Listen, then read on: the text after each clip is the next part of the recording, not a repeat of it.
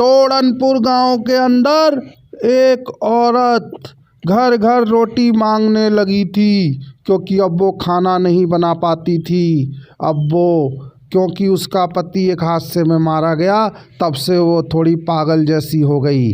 गांव वाले उसको खाना ना देकर मार मार कर गांव से बाहर निकाल देते हैं। उसी रात प्रेमचंद्र शहर जा रहा था किसी काम से, लेकिन शहर जाने का एक ही रास्ता था उस गांव से, और वो उसी रास्ते से जा रहा था। चलते चलते उसे रास्ते में जंगल मिला, और जंगल में एक पेड़ के ऊपर एक महिला की लाश लटकी देखकर प्रेमचंद्र डर गया और वापस गांव की तरफ भागने लगा।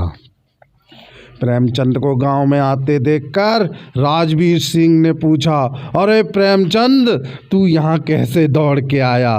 तभी बाबूलाल भी आ गया, और तो प्रेमचंद ने सारी बात बताई कि मैं शहर जा रहा था, तभी रास्ते में एक औरत पेड़ पे लटकी हुई है। धीरे धीरे कर कर वो बात बता ही रहा था कि पूरा गांव इकट्ठा हो गया। गांव वालों ने कहा, ऐसी बात है तो चलो चल कर देखते हैं उसको, और सभी गांव वाले पहुंच गए उस पेड़ के पास। सचमुच एक औरत पेड़ पे लटकी हुई थी। अब कुछ गांव वाले बोले, चलो इसे उतारो और इसका देह संस्कार कर दो, लेकिन कुछ गांव वाले बोले, नहीं, इसे लटकी रहने दो, ये पागल औरत है। और आपस में गांव वालों में बहस होने लगी, और सभी ने उसे वहीं छोड़ दिया पेड़ पे लटके हुए, और किसी ने उसका देह संस्कार नहीं किया, और वो औरत उस पेड़ पे ही लटकी रही। गांव वाले अपने गांव वापस आ गए, लेकिन एक हफ्ता बाद गांव वालों को वो भूत बनकर परेशान करने लगी, इधर कभी उधर।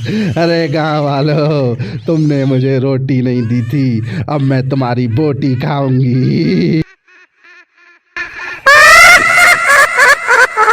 अब पूरा गांव परेशान हो गया है। गांव वालों ने पेड़ पर जाकर भी देख लिया, वहां उसकी डेड बॉडी नहीं है, अब उसका अंतिम संस्कार भी नहीं हो सकता।